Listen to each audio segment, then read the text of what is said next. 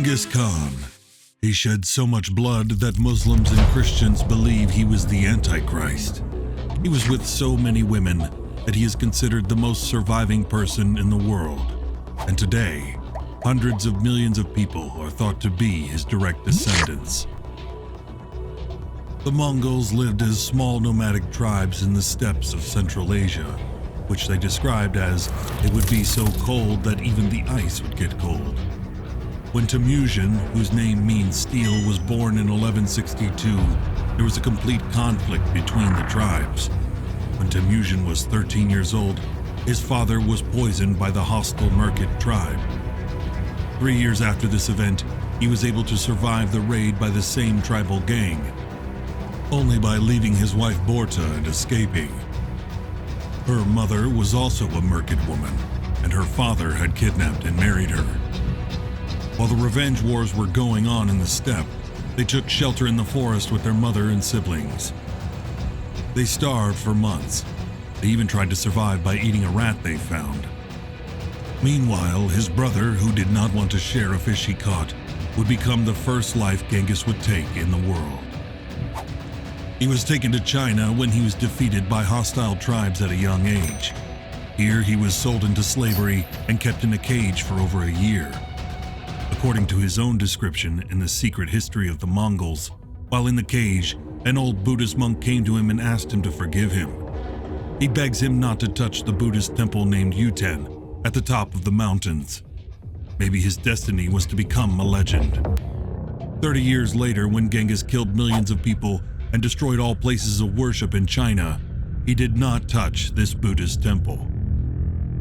Genghis Khan, who said that only a fool will enter a war he can't win regarding his escape during the Merkit raid, then set out on a journey to save his wife, which would change the history of the world.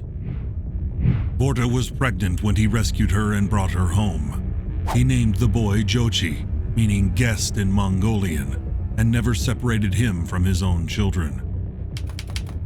So how did this man, who spent his childhood and youth in trouble, become the ruler of the whole world? Again, his own reply, I thought a lot. I've thought more than anyone can think of. During the years he spent in the forest, steppe, and cage, Temujin was constantly making plans to build the world's deadliest army. While he was living with his wife and children again, his reputation as a warrior was increasing. At the Great Convention in 1206, he united all the tribes and they named him Genghis, which means sea. The superpowers of the 13th century world were China, led by the Beijing-based Jin dynasty in the east, and the Khwarezmian Empire in the west, with an army of 400,000 men.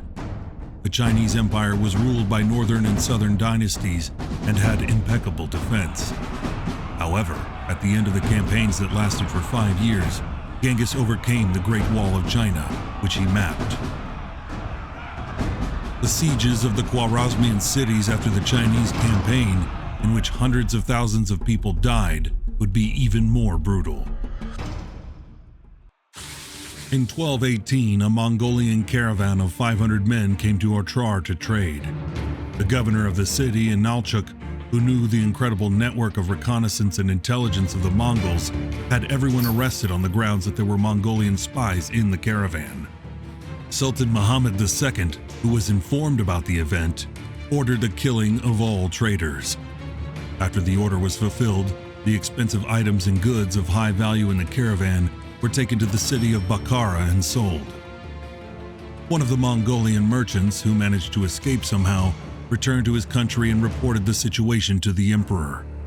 Genghis sent his envoys to Sultan to demand the murder of governor and the return of his property. However, the Khwarezmian Sultan, who was already looking for an excuse to attack the Mongols, cut off the heads of the 3 envoys and shaved the beards of his 2 assistants and sent them back. Arriving in Otrar in 1219, Genghis Khan and his army of about 150,000 men besieged the city. He was beating the walls of the city with a catapult he had his captive Chinese engineers make. The siege lasted for 5 months and finally broke through the outer walls and reached the city center. Governor Inalchuk held on for another month with his defense inside the castle, but was eventually caught. Genghis, who was very angry with the tiredness of the siege, wanted the governor to be executed in front of his people. He asked for silver. Then he melted the silver in the town square and poured it into the eyes and ears of the governor. In about a year, the whole country was invaded by the Mongols, and this attack prepared the end of the Khwarezmian Empire. Sultan Muhammad, who escaped, died on an island in the Caspian Sea a short time later. In fact, Genghis had his own way of conquering land. For months, spies would be sent to the region where the expedition would be launched for reconnaissance and intelligence work. In this way, it was determined when the rivers would freeze and in which months the pastures would grow. First, defenseless small towns were taken, and those who fled were driven into the city. Then the flow direction of the surrounding streams was changed, and the city's water supply was cut off. Thus, living space and food resources were put under pressure. When the circle was narrowed and they reached the front of the city, the Mongol commander would call for surrender from a white tent on the first day.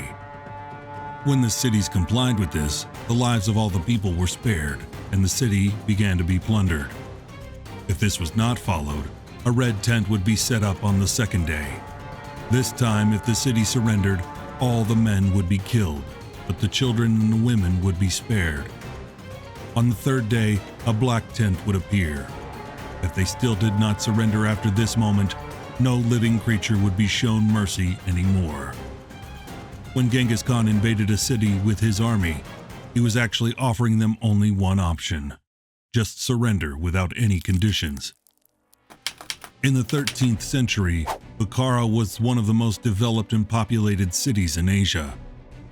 When Genghis besieged this place with his soldiers on February 11, 1220, the notables of the city sent a delegation to him, stating that they would surrender on condition that he not demolish mosques, burn books, and shed people's blood. Genghis, who considered it disrespectful to be offered an option, answered yes to this call, and the 12 gates of the city were opened to the Mongol army. What happened after that was terrible. When Genghis entered the city, he said these bloody words: "Do not destroy mosques, burn them. Do not burn books, throw them into the river. Do not put people to the sword, bury them alive. No one can tell me that I have not kept my word. I am the whip of God." In the city of Bukhara, which had a population of more than 1 million at the time, not a single living thing remained after the siege. Napoleon had a formula for how to measure the strength of an army. The strength of the army equals the mass of the army times its speed. Like self-sufficient combat units, the cavalry could cover more than 75 miles a day.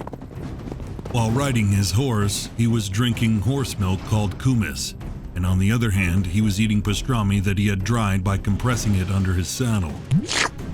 According to what Marco Polo wrote, when they were very hungry on the horse, they made a small hole in the neck of the horse and drank its blood with a pipe and continued on their way. Horse transfer stations were among the fastest distances a horse could run. From here, they took the fed and rested horse and set off again.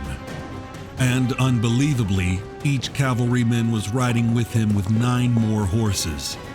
During the expedition, nearly 1 million horses accompanied the army, along with 100,000 Mongolian soldiers. British soldier and historian Liddell Hart said of the Mongol army, "Today's tanks and planes are the continuation of the Mongolian cavalry." The second biggest trump card of the system established by Genghis Khan was the postal and intelligence network. He received news almost every day by postal Tatars. For example, while he was on a campaign in Samarkand, he could communicate in a short time with Marshal Mughali, who continued the conquest of China and awaited his orders. The lands he conquered were 4 times the size of those conquered by Alexander the Great. The lands conquered by the Roman Empire in 400 years are only half of the lands conquered by Genghis Khan in 20 years. On the other hand, the Mongols always attached great importance to the development of trade. They had kept the trade routes open, allowing the Silk Road to flourish. He contributed not only to the trade of goods, but also to the development of knowledge and ideas. For example, they took German miners to China and Chinese doctors to Iran. They brought lemons and carrots from Iran to China and tea and playing cards from China to Western cities. Unknowingly, the Mongols also assumed the role of a culture carrier. When Genghis Khan died in 1227 at the age of 65, he was buried in an unmarked grave, as was customary among the Mongols. His 4 legitimate sons became so paranoid about keeping the location of the burial secret that they instructed their men not to leave a single person alive at the funeral procession. The number of people killed was over 20,000. In order to leave nothing to chance, even the soldiers tasked with killing the slaves who dug the tomb were eliminated. The ground was trampled and trampled by horses. His tomb has not yet been found. A study published in the American Journal of Human Genetics in 2003 suggested that 1 in 200 men worldwide could be the direct descendants of Genghis Khan. Thank you for watching. Please write your thoughts and ideas about it.